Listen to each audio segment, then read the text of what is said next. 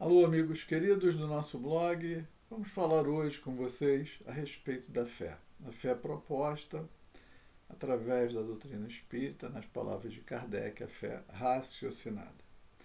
Vamos passar alguns conceitos antes de como a fé é percebida pelas pessoas de uma forma geral. Se recorrermos ao dicionário Aurélio, ele vai nos dizer que fé, que vem do latim fide, né?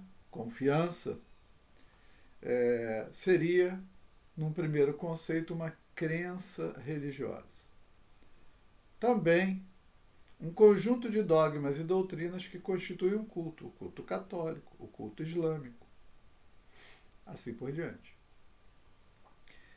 Um terceiro conceito sobre fé seria a primeira virtude teologal, ou seja, a adesão e anuência pessoal a Deus, seus desígnios e manifestações. Aqui já ficou interessante.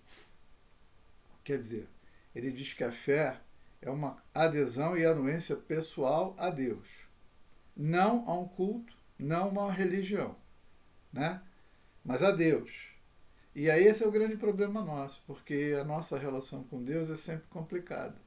Deus existe, Deus é bom quando tudo vai bem, quando a saúde está perfeita, o dinheiro está no bolso, o emprego, o amor, os relacionamentos, a saúde, os filhos, a alegria, os passeios. Nesse momento, a gente está de bem com a vida, está de bem com Deus.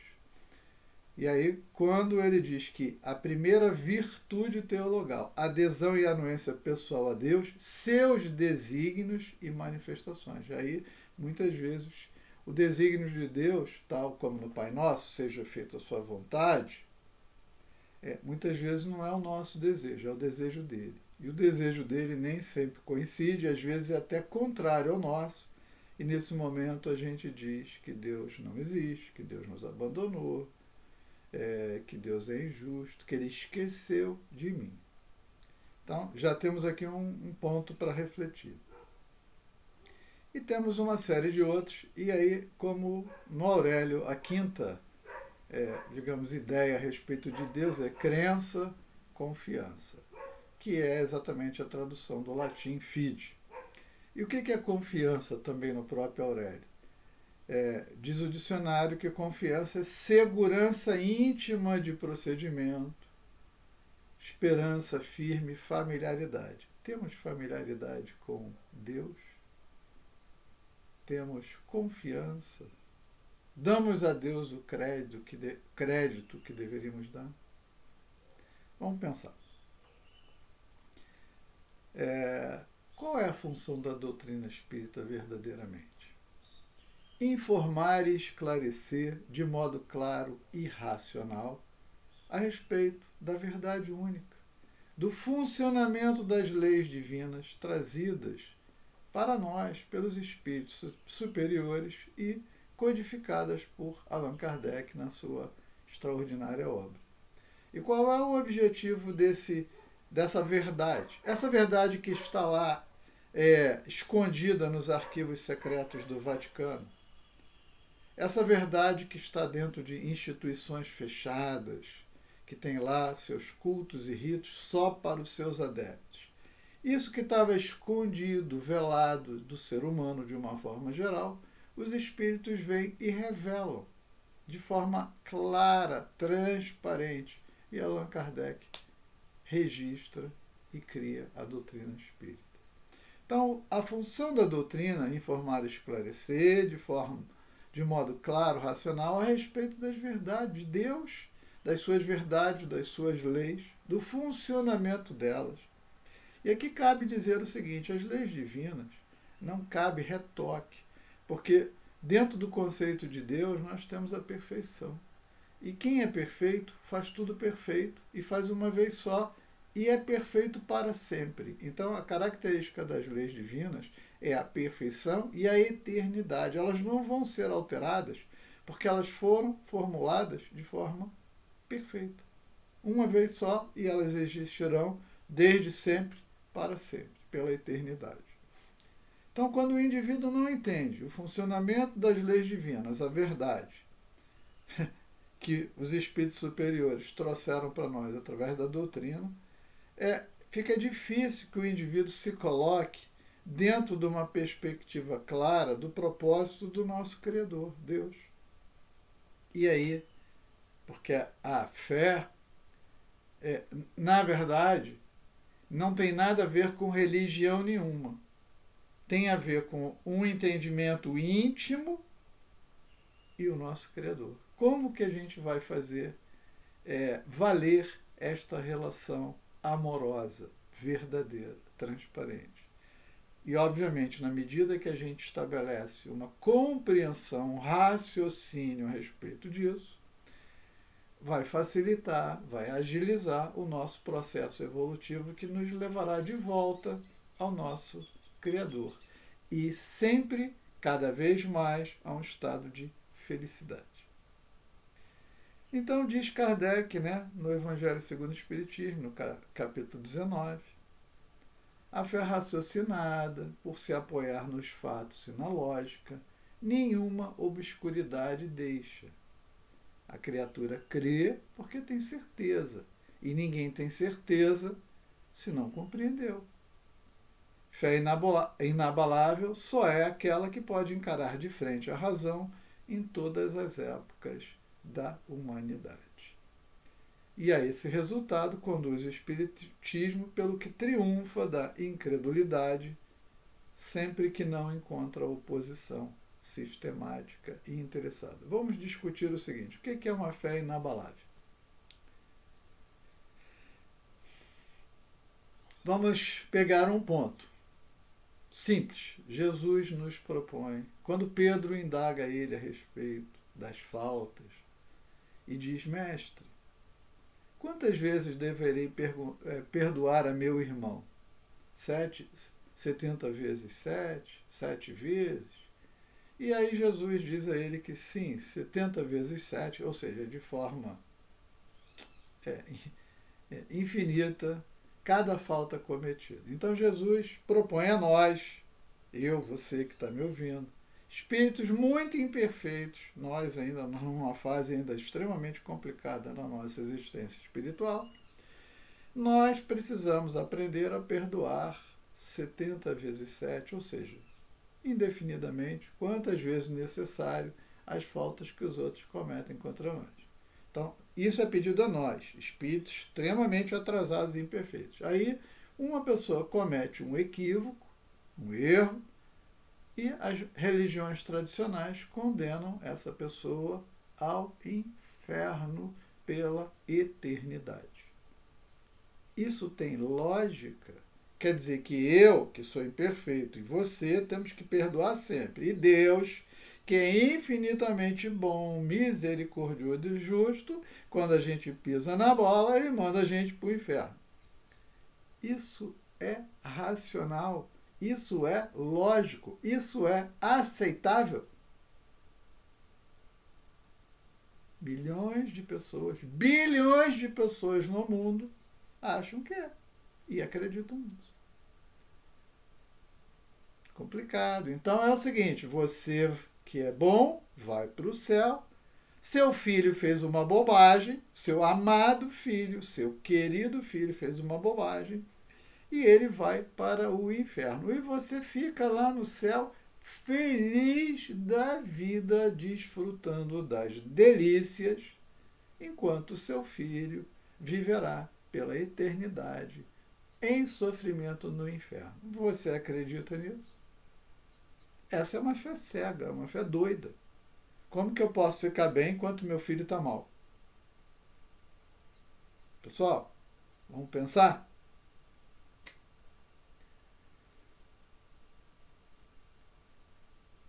Kardec repete essa mesma frase. Não há fé inabalável senão aquela que pode olhar a razão face a face em todas as épocas da humanidade. E essa razão destrói o império da fé cega, que aniquila a razão, e o império da obediência passiva, que embrutece. Então, a fé raciocinada emancipa a inteligência do homem e levanta a sua moral. Ele diz isso em 1886, na Revista Espírita de Outubro. Bom, o que diz o Evangelho segundo o Espiritismo no capítulo 19, nos itens 6 e 7? ele fala sobre a questão da fé religiosa. No item 6, ele diz assim: a fé, no seu aspecto religioso, né, é a crença nos dogmas particulares que constituem as diferentes religiões e todas têm seus artigos de fé. Então aqui nós já precisamos fazer uma diferenciação clara. A doutrina espírita não é uma religião, é uma doutrina. Por isso ela não tem dogmas. Aqui já temos um conflito ou um campo para refletir. E aí Allan Kardec diz o seguinte: no seu aspecto religioso, a fé pode ser raciocinada ou cega. A fé cega nada examina, aceitando sem controle o falso e o verdadeiro, chocando-se com a razão a cada passo. Levada ao excesso, a fé cega produz o fanatismo e, obviamente, cedo ou tarde, desmorona. E que horas que ela desmorona? Ela desmorona na hora da crise. Na hora que as coisas não estão com aquele céu azul, tudo fluindo bem, passeando, se divertindo, com saúde, filhos bem, trabalho, emprego, dinheiro, compras, casa, passeios, viagens. Essa hora é muito fácil ter fé. Dizer que tem fé. Até a hora que o problema se materializa. Aí a fé desmorona, Deus já não é mais aquela coisa, Deus se esqueceu de mim, Deus me abandonou. Deus não poderia ter feito isso comigo, né? Porque tudo está baseado na vida física, material e no sucesso e no conforto dessas delícias e sensações que a matéria oferece. Kardec aí diz: a fé que tem a verdade por base é a única que tem seu futuro assegurado, já que aquilo que é verdadeiro no escuro também é verdadeiro em plena luz. Cada religião preconiza deter a verdade, porém preconizar a fé cega sobre uma questão de crença é confessar a impotência para demonstrar que se está com a razão. Não é? Então, os conceitos, por exemplo, de fé, dogmas, céu, inferno, castigo, penas eternas, até a hora, eles se sustentam até a hora que a gente entra em crise ou em confronto com eles. No item 7, também do mesma passagem do Evangelho, lá no capítulo 19, a fé não pode ser receitada, recomendada e muito menos imposta. É uma coisa íntima, que precisa ser construída. Eu preciso estabelecer uma relação com Deus. Eu vou dizer para vocês o que aconteceu comigo. Eu, quando tinha 11 anos, eu não entendia as desigualdades humanas. Por que um era rico, outro era pobre, um era bonito, outro era feio, um era saudável, o outro era doente. E eu perguntava ao padre. E o padre dizia para mim que eram mistérios de Deus. Aquilo não me conformava. E olha, eu posso dizer para vocês que eu estava no lado feliz da equação. Eu tinha bons pais, uma boa família, eu tinha boa escola, uma boa casa, conforto. E eu não entendia por que as outras pessoas não tinham. Então, em função disso, eu me afastei. Eu não entendi as desigualdades. Eu não me afastei do Evangelho. Eu não deixei de rezar. Eu não deixei de acreditar em Deus. De ver Jesus como um modelo. Isso estava dentro de mim. Mas religião não. E eu só voltei à religião quando já com 30 e poucos anos, eu tive contato com a doutrina espírita e através da reencarnação eu compreendi as desigualdades. Deus nos cria simples e ignorantes, mas perfectíveis e nos dá a possibilidade do livre-arbítrio, do uso do livre-arbítrio. E conforme vamos usando do livre-arbítrio, vamos acertando e errando, e podemos facilitar ou complicar a nossa vida. E todas as dores, todos os problemas advêm do uso bom ou equivocado do livre-arbítrio. Ou seja, aí a gente outra vez resgata o conceito do Deus bom, infinitamente bom, justo, misericordioso, e entende que ele criou as suas leis perfeitas e que nós transgredimos as leis. E na medida que transgredimos as leis, temos consequências, ou seja, temos liberdade, mas temos também, do outro lado, como contrapartida, responsabilidade. E isso é que as pessoas não querem. Elas querem ter liberdade para fazer qualquer coisa, transgredir qualquer coisa, inclusive os direitos alheios. Transgredir as leis a ponto de se machucar, de se ferir através de um vício, de maus hábitos. E depois a gente não quer arcar com as consequências. Ainda somos espíritos muito imaturos. Então, o conceito da reencarnação trouxe para mim, de volta, principalmente, justificou o Deus bom e justo. Não, não é Deus que fez aquela criança doente. Foi aquele espírito que usou mal o seu livre-arbítrio, adoeceu, e agora, quando ele reencarna, ele traz de volta a doença que ele mesmo plantou nele, ou às vezes em outros, através de trabalhos forçados, trabalhos dolorosos, que ele provocou nos outros. E isso maculou o seu perispírito, que agora vai se traduzir em doença para ele. Então, a reencarnação trouxe de uma forma lógica, racional para mim, o entendimento por que, por exemplo, nasce alguém doente. Por que nasce alguém com sequelas. Então, a fé é uma aquisição íntima, pessoal, e qualquer um pode adquiri-la se quiser usar o exercício do pensamento, da reflexão. Obviamente, eu estou falando aqui, da gente entender verdades espirituais fundamentais. Deus. As pessoas nem sabem o que são. A pessoa acha que ela está aqui para ficar rica, para ser bem-sucedida, ter sucesso na vida, se divertir, passear. Não. A pessoa, quando se fala de espírito, a pessoa ainda olha assim, como se fosse uma coisa ali. Não. A fé é entender o processo de criação de Deus, depois, no segundo plano, eu, você que está me ouvindo. Quem é você? Quem sou eu? Somos espíritos imortais, vivenciando uma experiência material no plano físico, com um único objetivo, como espírito, ascendermos, progredirmos, melhorarmos. Então, quando Kardec diz a acepção de fé quanto a verdades espirituais fundamentais, é entender Deus como Criador, nós como espíritos, que fomos criados para sermos felizes, mas simples e ignorantes, precisamos progredir até reencontrarmos a Deus e dizermos como Jesus, eu e o Pai somos um. Quer dizer, eu fiz a minha jornada de volta. Encontrei com o meu Criador e agora estou pronto para participar da obra da criação junto com Ele, como co-criador. Então, essa é a compreensão que as pessoas não têm. É um esforço, a fé é um esforço a ser desenvolvido e precisamos fazer esse esforço com sinceridade, com tenacidade, com coragem.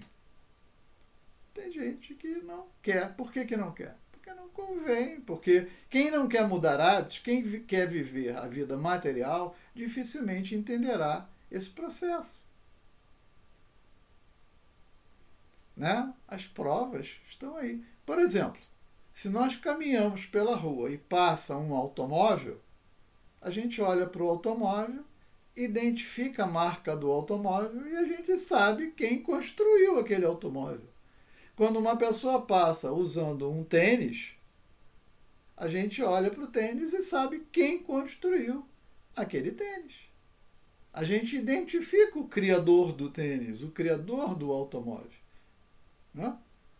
Então, é fácil para nós, através de uma marca, saber. Eu trabalhei muitos anos numa grande empresa que fazia equipamentos de impressão, a Xerox. A gente olhava e dizia, ali está uma Xerox. Nós sabíamos quem era o produtor daquilo. Aí a gente olha para o oceano, a gente olha para o céu e vê as estrelas. Será que a gente não identifica quem é o Criador? Será que é preciso a pessoa dizer, eu não acredito em Deus, meu Deus? É só olhar para o céu, é só olhar para o mar. É só olhar para uma criança, é só olhar para uma flor, para uma floresta, para uma montanha. Olhar para o céu e ver as estrelas. E quanto mais as sondas, as naves, os telescópios eles vão identificando mais e mais. E se a gente olhar no microscópio, a gente vai ver outros universos e a gente vai dizer, mas quem criou isso tudo? A lógica, a razão, diz a nós que existe algo muito maior do que nós, que cada um pode chamar do que quiser e nós denominamos de Deus, o Criador. Quem tem dúvida a respeito disso é porque não tem olhos de ver, não quer ver. Porque passa na rua e vê e sabe que aquele automóvel é daquela marca, ou da outra marca qualquer. E quando a gente olha para o universo, para o oceano, a força do oceano, quando a gente olha para uma tempestade, para a chuva, quem criou? Só não vê quem não quer. Quem sabe fazer um fígado, um pâncreas, um coração, um rim? Quando a gente come, a gente não precisa dizer para o organismo, olha, separa a vitamina para cá, a proteína para lá, gordura para ali, o líquido para ali. A gente não precisa dizer. Existe um sistema perfeito que faz isso. Faz conosco, seres racionais, e faz com o animal, que também come e ele passa pelo mesmo processo. Quem criou este mecanismo? Quem criou este motor? Este equipamento? Não foi aleatório, como isso foi construído de uma forma tão sutil, tão perfeita. Então, nem sempre ver leva a pessoa a crer, porque é preciso compreender, raciocinar.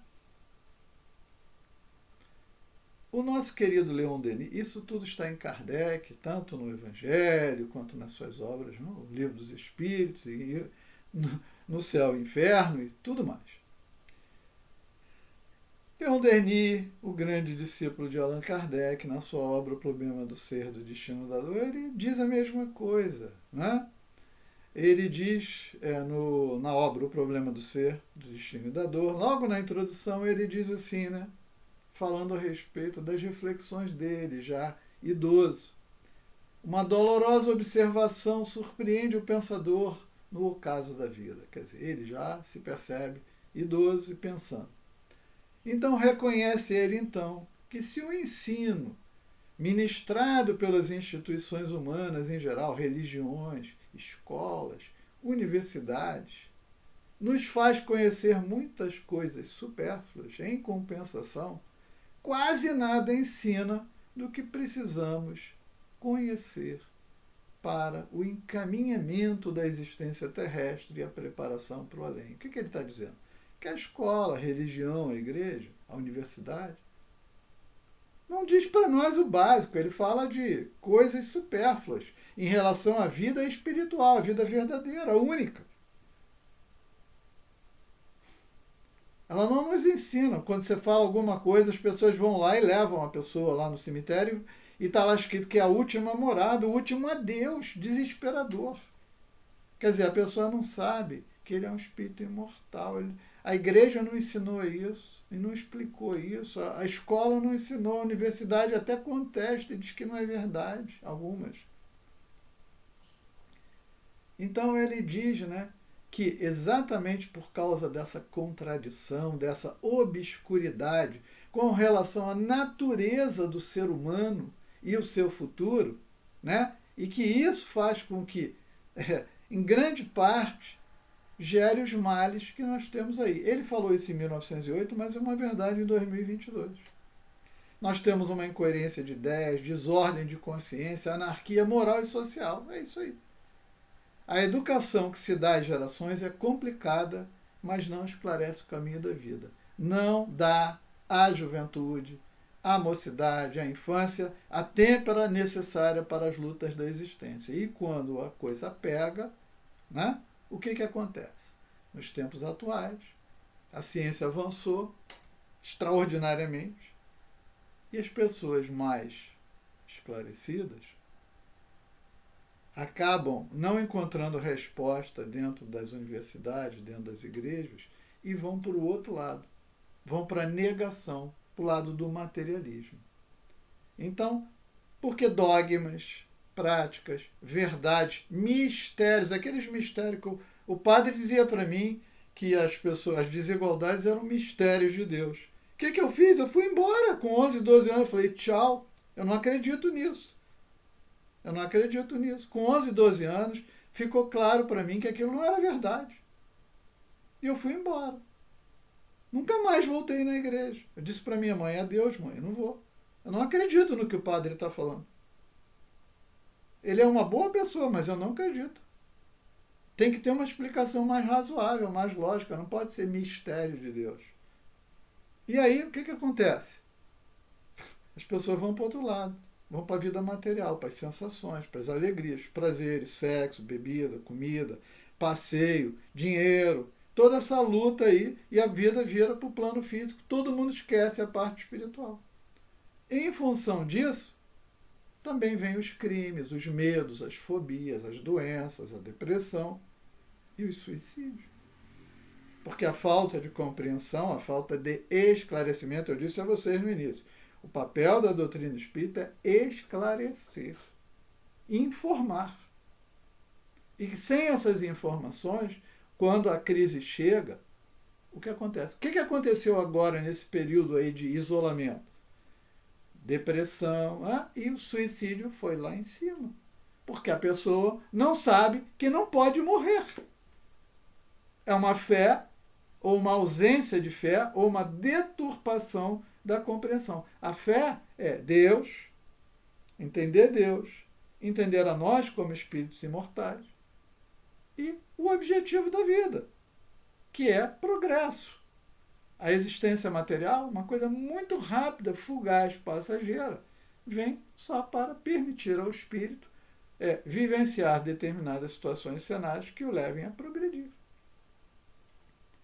Então, todo o foco do indivíduo que a religião, a universidade, a escola não diz, não informa, ou desinforma, ou distorce a verdade, ou omite a verdade, é focar no plano material, no plano físico, sem compreensão da imortalidade da alma, sem qualquer expectativa futura fora do campo físico, material, o homem desaba frequentemente diante das dificuldades da existência, porque seus valores morais e espirituais não estão lastreados em bases sólidas, racionais e lógicas, obtidas através da compreensão de Deus e de suas próprias leis eternas. É simples. Né? Então, a proposta nossa é que o esclarecimento, a reflexão, leve a pessoa a construir uma fé que a sustente nos momentos de alegria, mas principalmente nos momentos de dificuldade, tristeza, que são naturais e necessários. Absolutamente necessários. Então, para fechar esse nosso encontro, o que toda pessoa deveria saber, ser ensinada desde pequena? Para poder conduzir sua vida, sua existência física, material, de modo verdadeiramente apropriado aos fins que se propõe a encarnação. Entender Deus, entender o sentido da vida, entender a si mesmo como ser espiritual, imortal, entender o seu processo de evolução, como ele se dá. E, obviamente, a partir daí, vai entender as facilidades e as dificuldades da vida, as desigualdades humanas. Por que às vezes está vivenciando um momento de alegria ou um momento de grande, às vezes, até tristeza, com um acúmulo de problemas, às vezes materiais, familiares, financeiros, físicos, saúde, perdas. Então, é isso. Olha, uma dica boa é voltar lá no Livro dos Espíritos, na introdução, e ler o item 6, resumo da doutrina espírita. Um resuminho. Lá as informações básicas estão muito corretamente consignadas e vai ajudar todos. Fé raciocinada nos leva a viver com mais qualidade, com mais responsabilidade, com mais adequação, tomando decisões às vezes mais difíceis, mas mais aperfeiçoadas. Pensemos. Muita paz.